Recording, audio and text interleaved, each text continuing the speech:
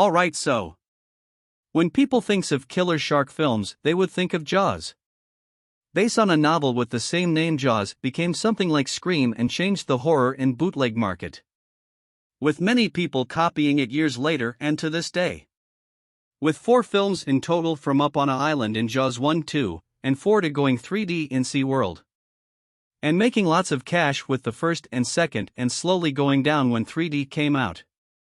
But with all that said, let's start with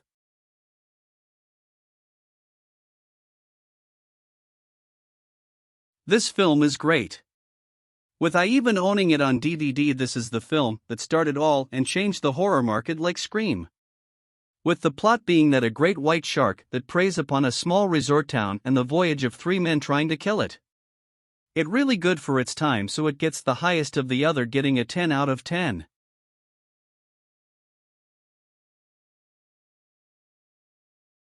Okay, so this Jaws sequel is the only Jaws sequel that actually is good.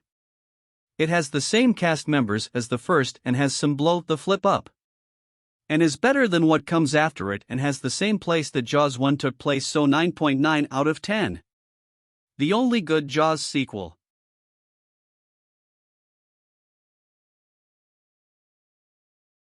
Okay.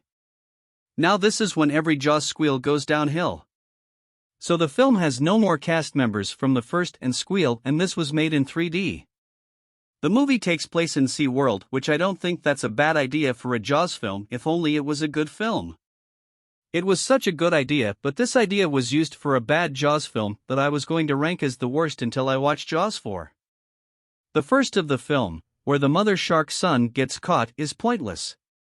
The 3D sucks. And lastly, the only good part of the film is its music. That is good. But the film itself get a 4.2 out of 10.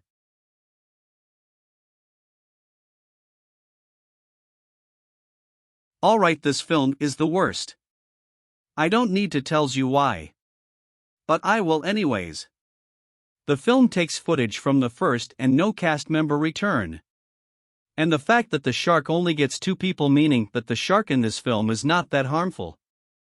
And I am sure that this film was made with a flesh piece of dog's 0 out of 10, the worst.